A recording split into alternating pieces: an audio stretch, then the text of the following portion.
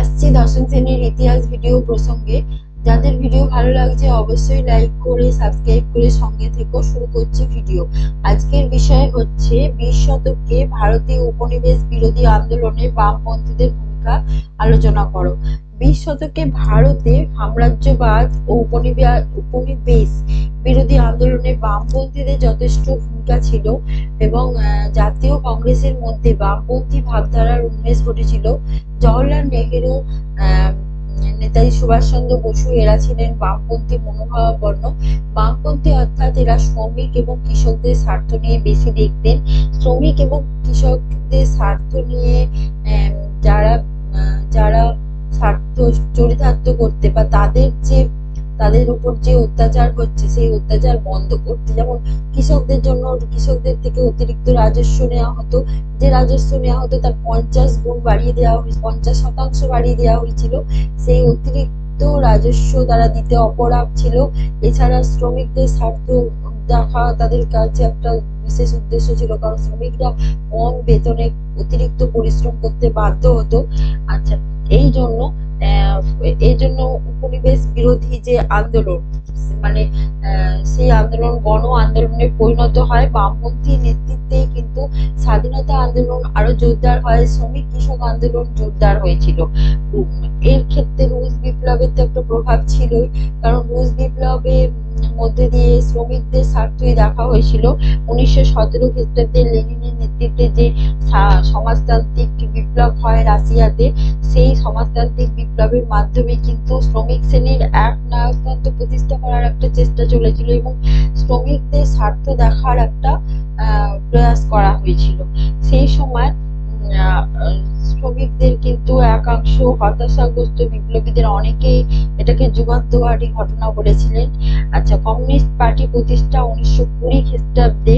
এটা হয়েছিল মানবেন্দ্রনাথ রায়ের নেতৃত্বে। মানবেন্দ্রনাথ রায় তিনি তিনি লেনিনের ডাকে গিয়েছিলেন রাশিয়ায় এবং 1920 সালে তাসখণ্ডে তিনি কমিউনিস্ট পার্টি প্রতিষ্ঠা করেছিলেন এবং অবনী মজুমদার, মোহাম্মদ আলী, ভূপেন্দ্রনাথ দত্তের নেতৃত্বে তাসখণ্ডে কমিউনিস্ট পার্টি প্রতিষ্ঠিত হয়, যেটা 1922 খ্রিস্টাব্দে কমিউনিস্ট ইন্টারন্যাশনাল বা কমিনটার্ন, ঠিক আছে, কমিনটার্ন কর্তৃক এই দল স্বীকৃতি লাভ করেছিল।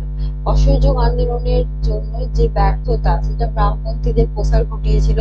প্রবাসী ভারতীয়দের উদ্যোগে ভারতের বিভিন্ন প্রান্তে, যেমন কলকাতায়, লাহোরে, বোম্বাই, মাদ্রাজ প্রভৃতি জায়গায়। বোম্বাই কারণ বললাম, কারণ স্বাধীনতার সময় পরাধীন ভারতে মুম্বাই বলা হতো না, বোম্বাই বলা হতো।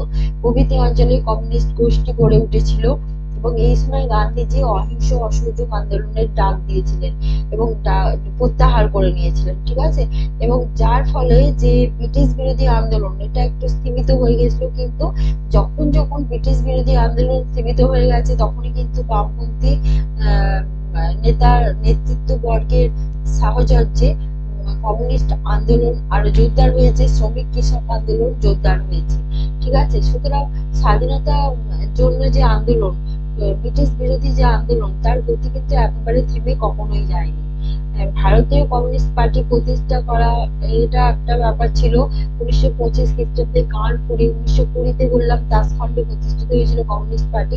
এছাড়া 1925 খ্রিস্টাব্দে কানপুরে ভারতের বিভিন্ন প্রদেশের কমিউনিস্টরা এখানে মিলিত হয়ে ভারতের কমিউনিস্ট পার্টি প্রতিষ্ঠা করেছিলেন। এর সভাপতি ছিলেন প্রবীণ কমিউনিস্ট নেতা সিঙ্গারাভেলু চেট্টিয়ার, ঠিক আছে। বিভিন্ন কমিউনিস্ট ব্যক্তিদের চেষ্টায় বনবাণী, নবযুগ, ধূমকেতু, আত্মশক্তি, ইনকিলাব ওয়ার্কার, নবযুগ, ক্রান্তি প্রভৃতি পত্রিকা প্রকাশ হতে থাকে এবং এইসব পত্রিকার মাধ্যমে যে কমিউনিস্ট ভাবধারা, এটা মানুষের ঘরে ঘরে পৌঁছে যায়, মানুষের চেতনাকে উদ্দীপ্ত করে, মানুষকে আরো বেশি জনসচেতনতা, এই সমস্ত জনসচেতনতা বৃদ্ধিতে সাহায্য করে এবং শ্রমিক কৃষকদের স্বার্থ নিয়ে মানুষ ভাবতে শুরু করে।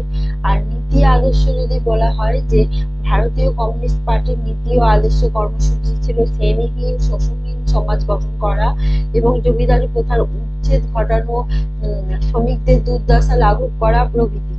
আর কমিউনিস্ট সংগঠন যেটা ছিল সেটা হচ্ছে 1925-এ যে the Labour Swaraj Party of the Indian National Congress যেটা প্রতিষ্ঠিত হয়েছিল, পরে সেটি 1928-এ নাম হয় ওয়ার্কস অ্যান্ড পেজেন্ট পার্টি। এটি এছাড়া গিন্নি কামগড় ইউনিয়ন, ইয়ং কমরেডস লীগ, কৃষক সভা, ভারতের ছাত্র আন্দোলন ফেডারেশন প্রভৃতি কমিউনিস্ট সংগঠনগুলো গড়ে উঠেছিল।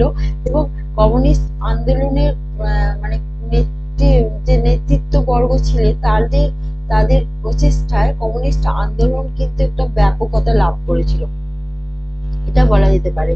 এবং যখন 1928-এ সাইমন কমিশন বোম্বাই শহরে পৌঁছান, তখন কিন্তু শ্রমিকরা সর্বাত্মক ধর্মঘট জানাতে থাকে এবং জওহরলাল নেহরু সুভাষচন্দ্র উদ্যোগে গঠিত হয় ইন্ডিপেন্ডেন্স লীগ। ঠিক আছে, এই হচ্ছে কমিউনিস্ট আন্দোলনের বা বামপন্থীদের ভূমিকা নিয়ে দু চারটি কথা।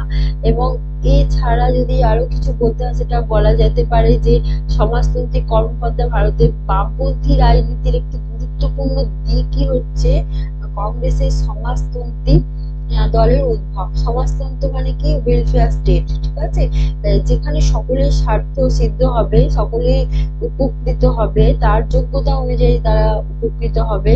এবং মহাত্মা গান্ধী অসহযোগ আইন অমান্য আন্দোলন যে কর্মসূচিতে কংগ্রেসের একদল তরুণ নেতা মানে কর্মী এই গান্ধীজির আন্দোলনের প্রতি একটু বীতশ্রদ্ধ হয়ে পড়েছিল, তারা বিশ্বাস হারিয়েছিল।